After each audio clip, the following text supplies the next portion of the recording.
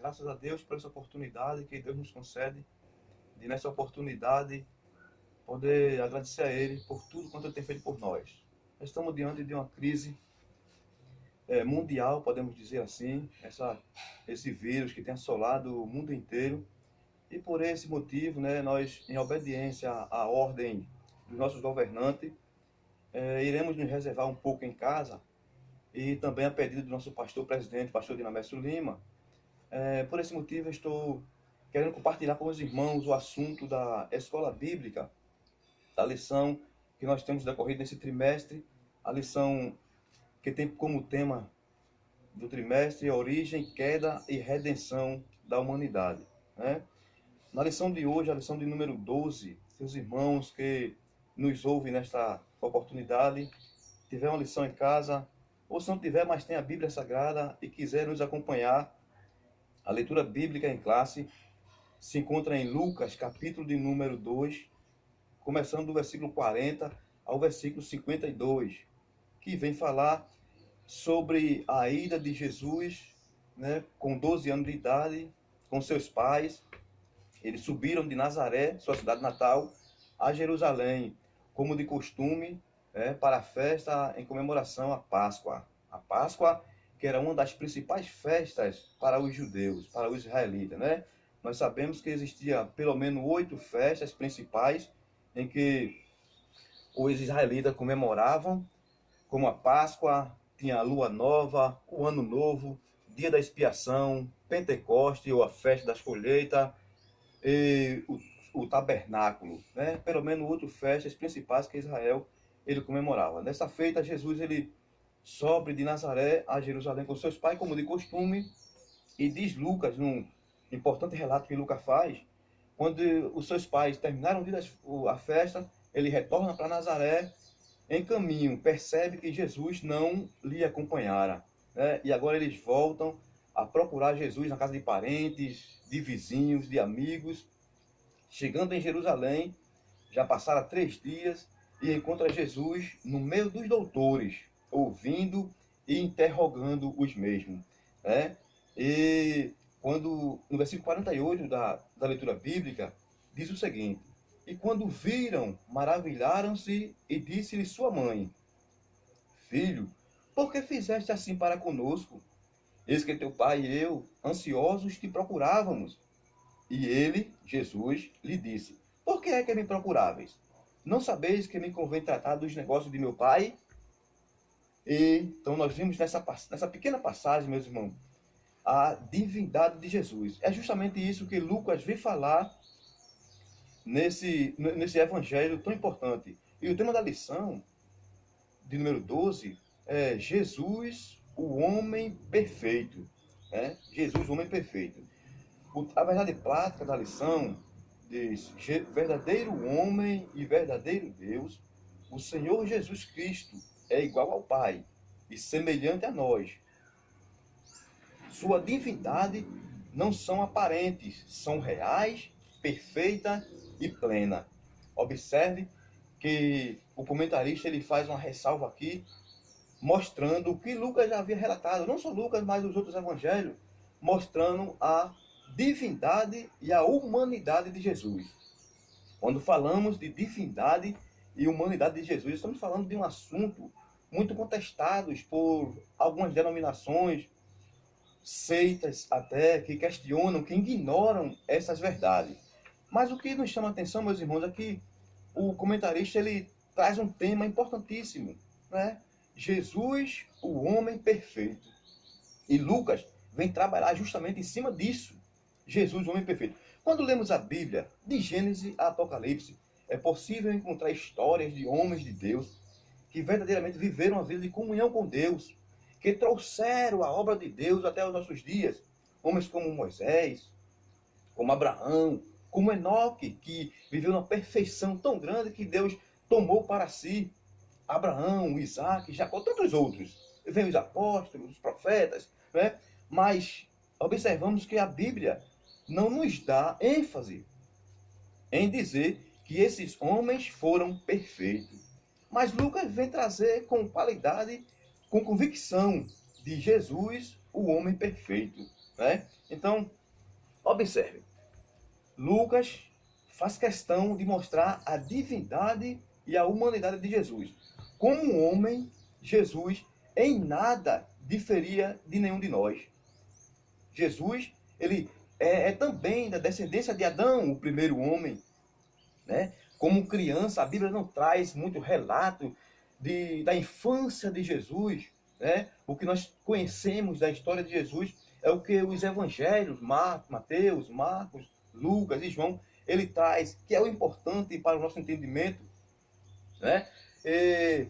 Existem alguns homens estudiosos da Bíblia que ultrapassam esses limites, vão além do que a Bíblia realmente relata acerca da infância de Jesus, mas o que a Bíblia traz é que Jesus foi um homem perfeito, homem que viveu nas limitações humanas, né? Ele teve cansaço, teve fome, teve sede, entristeceu-se e em alguns momentos ele até chorou, mostrando a fragilidade humana.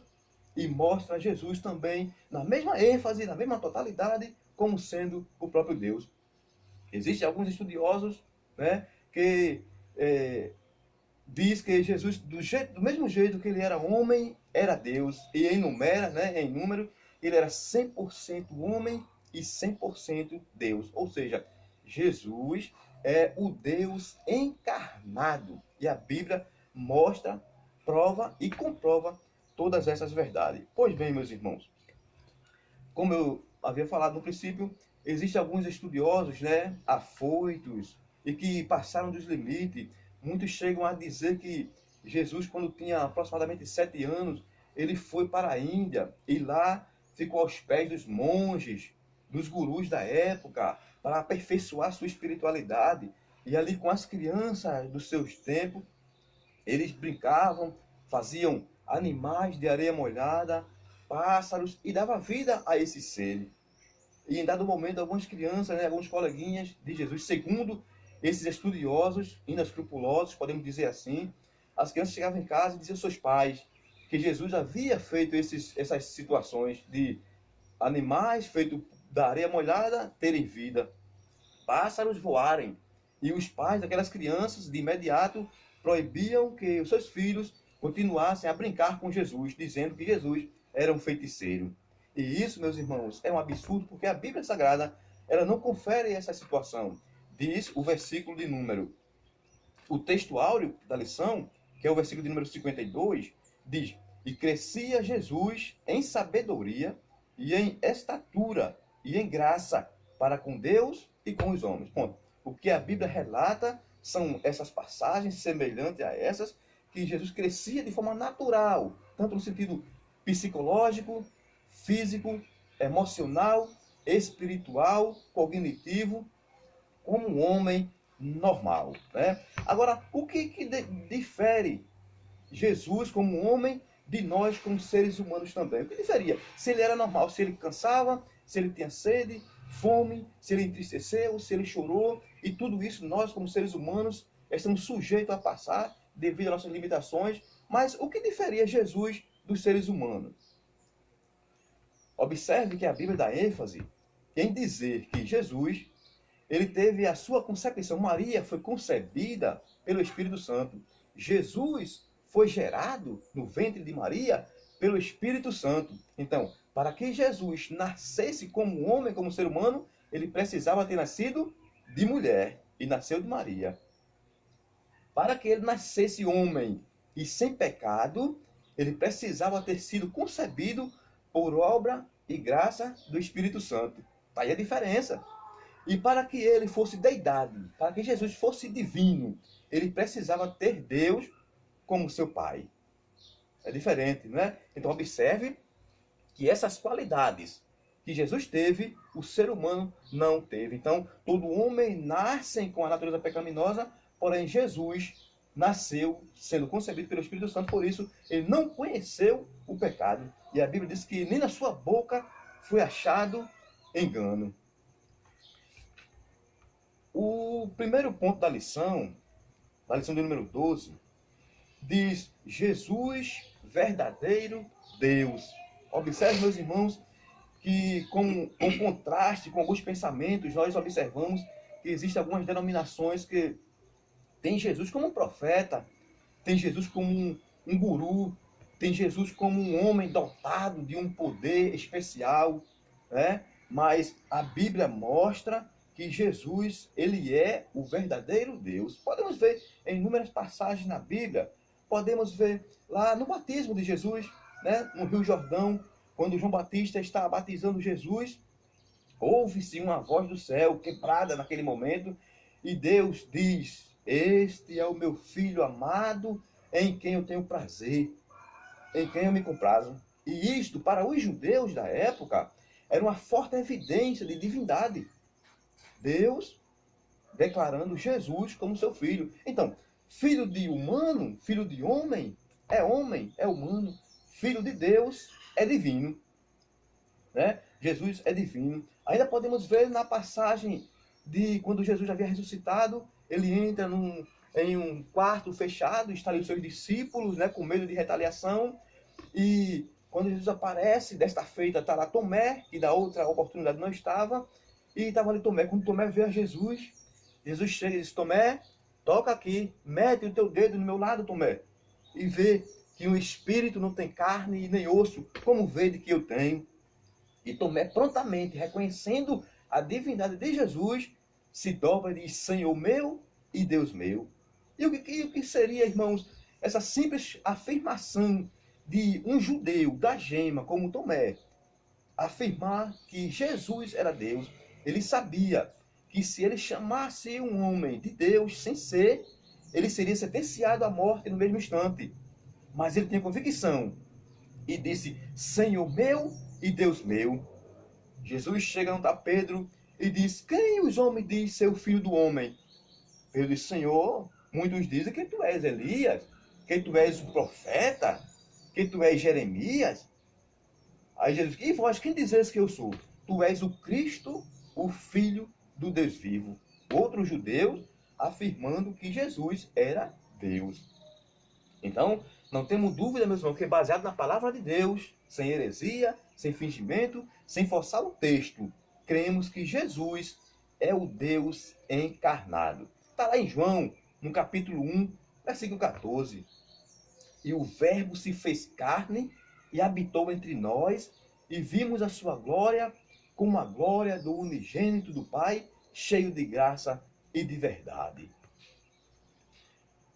No primeiro ponto da lição, diz: sua eternidade com o Pai. Né? A Bíblia fala de Jesus sendo eterno. Podemos ver lá em Isaías, tantos versículos que poderíamos citar, né, nessa oportunidade, mas eu quero citar para os irmãos Isaías 9,6. Observe que riqueza de expressão desse profeta que tanto profetizou acerca do Messias, né, conhecido como o profeta messiânico. Isaías capítulo 9, versículo 6. Ele diz: e um menino nos nasceu. Ora, um menino nasce de mulher. Está falando da humanidade de Jesus. E um menino nos nasceu. E um filho se nos deu. Falando da divindade de Jesus, né? João 3,16 diz: porque Deus amou o mundo de tal maneira que deu o seu Filho unigênito, para que todo aquele que nele crê não pereça, mas tenha a vida eterna. Então, um menino nos nasceu, homem, um filho se nos deu, e o principado está sobre os seus ombros. E o seu nome, veja o nome de Jesus, homem. Jesus, Deus, maravilhoso, conselheiro, Deus forte, Pai da eternidade e príncipe da paz. Ora, se a eternidade é coisa que não tem fim, imagina o Pai dela. Jesus é o Pai da eternidade. Então observamos que os atributos que é dado a Deus é dado também a Jesus. Então não resta dúvida de que Jesus, ele é o próprio Deus encarnado. E o que dizer de pessoas que diz que Jesus não é Deus? Jesus é um homem dotado, um homem especial, com sabedoria especiais. Há um absurdo de algumas religiões, seitas, dizer que Jesus ele não é Deus, mas que ele é um Deus menor. Como responder a essas perguntas? E eles afirmam que Jesus ele é um Deus. Mas eu queria perguntar a essa crença, a essas pessoas que creem que Jesus ele é um Deus. Então, se ele é um Deus, aí eu pergunto, ele é falso ou é verdadeiro? Já que ele é um Deus menor. Se disser que Jesus ele é falso, então por que essa religião, essa denominação, crê num Deus falso? É um Deus pequeno, então ele é falso. E se disser que Jesus é verdadeiro, é um Deus verdadeiro, então está dizendo que Jesus ele é o próprio Deus. Amém, meus irmãos? Então, que nós possamos entender que Jesus, como sendo homem, sujeito às limitações humanas, ele nunca deixou de ser Deus. A Bíblia mostra lá em Filipenses 2, de 6 a 11, que Jesus, ele deixou a sua glória. Ele abriu mão da sua glória e nunca da sua divindade. Né? Ele não teve por usurpação ser igual a Deus, mas tomou forma de servo, e como servo, ele humilhou-se até a cruz, morrendo de morte de cruz, mas nunca ele deixou de ser divino. Os atributos